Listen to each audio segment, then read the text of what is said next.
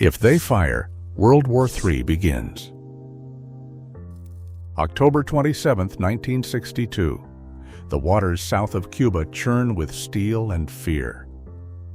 11 United States Navy destroyers and the aircraft carrier USS Randolph sweep the Sargasso Sea, hunting for shadows beneath the waves. Sonar pings bounce across the deep. Suddenly, explosions crack through the water. Depth charges are dropped in patterns, each blast a warning. But inside the hull of Soviet submarine B-59, the difference between signal and attack is lost in the noise. The submarine rocks with every detonation. Metal groans, lights flicker. Crewmen, stripped to their waists, wipe sweat from their faces as the temperature climbs past 90 degrees. The air is thick, sour with carbon dioxide. Breathing feels like drowning. The batteries are nearly spent. The air conditioning has failed. For days, no word has come from Moscow. No radio messages, no orders, just static. Above, United States destroyers circle, searchlights stabbing the night, loudspeakers barking commands in a foreign tongue. Aircraft scream overhead, so close their engines rattle the conning tower. Hundreds of shells are fired into the black water, each one echoing through the cramped compartments. Every man on board knows what lies in the forward torpedo room, a single weapon armed with a nuclear warhead. One launch, and the world changes forever.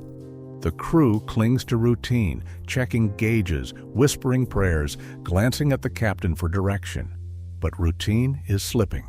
The line between exercise and war is gone. Each explosion could be the start of the end. In the darkness, the question hangs. Is this the moment World War III begins? In October 1962, the world stood on the edge of disaster.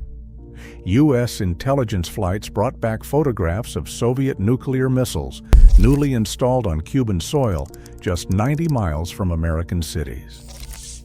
The news opened a 13-day standoff that would become known as the Cuban Missile Crisis.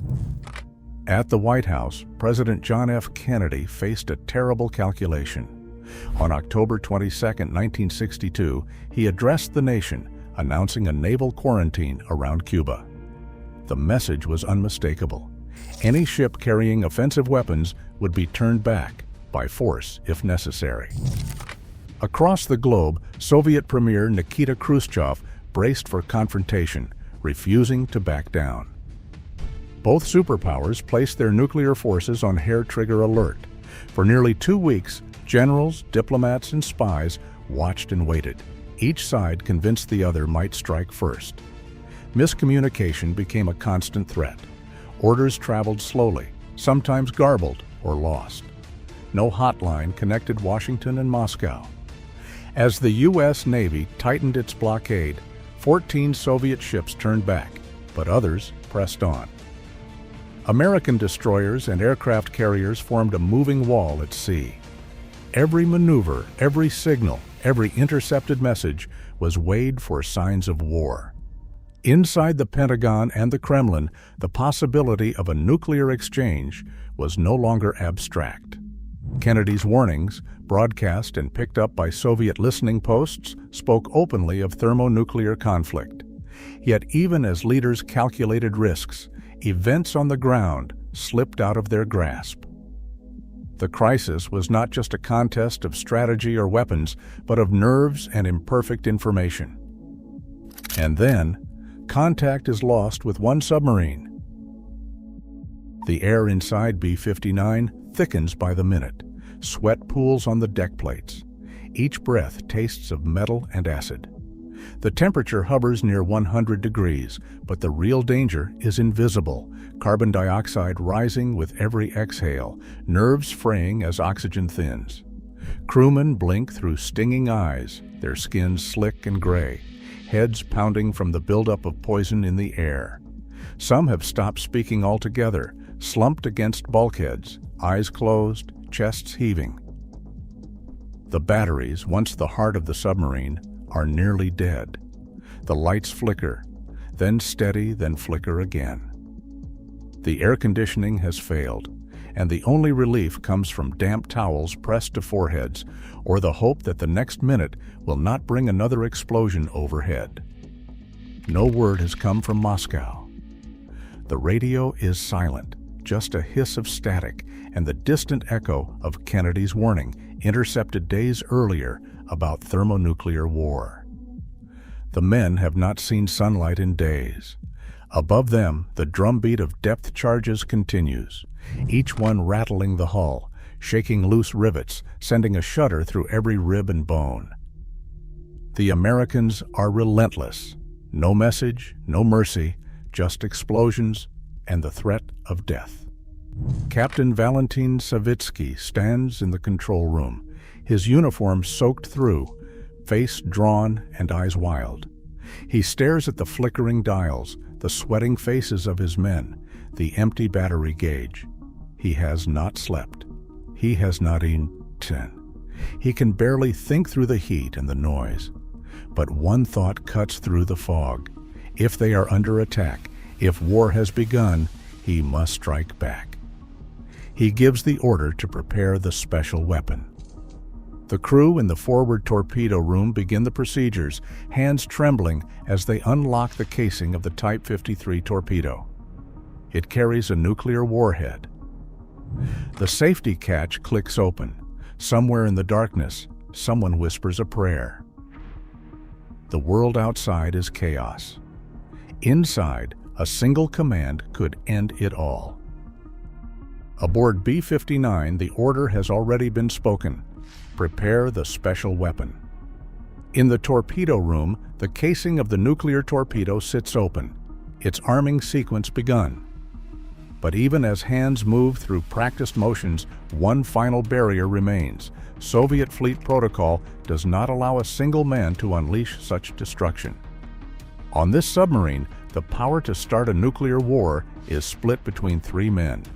The captain, Valentin Savitsky, has given his consent. The political officer, Ivan Maslenikov, has agreed as well. Two voices, both convinced that the time for restraint has passed. Yet the launch cannot proceed. The rules are clear. Unanimous agreement is required. 3 keys, 3 signatures, 3 living witnesses to the end of the world. No dissent allowed. If even one refuses, the torpedo stays cold. The system is designed to prevent rash decisions, to force a final pause before the point of no return. But in the fevered dark of B-59, with the hull shaking and the crew half delirious, the protocol becomes a crucible. Everything narrows to a single silent question. Will the third man say yes? The moment freezes. 2 votes for launch. 1 voice left unheard. The fate of cities, the lives of millions compressed into a handful of seconds in a steel coffin beneath the Atlantic. The crew waits. The torpedo waits. The world waits. And all eyes turn to the last man with the power to decide. Vasily Arkhipov stands in the eye of the storm, sweat streaking his face, lungs burning in the poisoned air.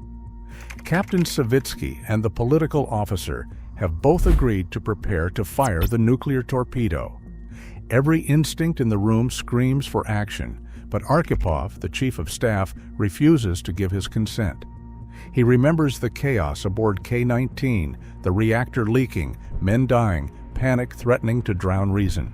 He sees through the noise, recognizes the American tactics as signals, not an attack. Calmly, he calls the captain back from the brink, arguing to surface instead of strike. His single dissent halts the launch. The command never reaches the torpedo room. The submarine rises, battered but intact, into the night air. One man's judgment, holding the line between annihilation and survival. On the same day B-59 surfaced, disaster struck above Cuba. A Soviet commander, acting without orders from Moscow, fired a missile at an American U-2 spy plane. Major Rudolf Anderson was killed instantly, his jet falling from the sky. the first and only combat casualty of the crisis. In Washington, military leaders pressed Kennedy to strike back. In Moscow, Khrushchev braced for the unthinkable. Yet as the world teetered, the true danger below the waves remained hidden. The story of B-59 stayed secret for decades, locked in classified files and whispered only among former crew. Not until the 1990s did the public learn how close the world had come to nuclear war, and how one man's silent refusal changed everything. The world's fate can hinge on a single, unseen decision. Nuclear arsenals remain on alert, and misunderstandings still fuel risk. Today, the margin between survival and oblivion is no wider than a heartbeat, and no more predictable. History almost ended because of fear. It survived because one man refused.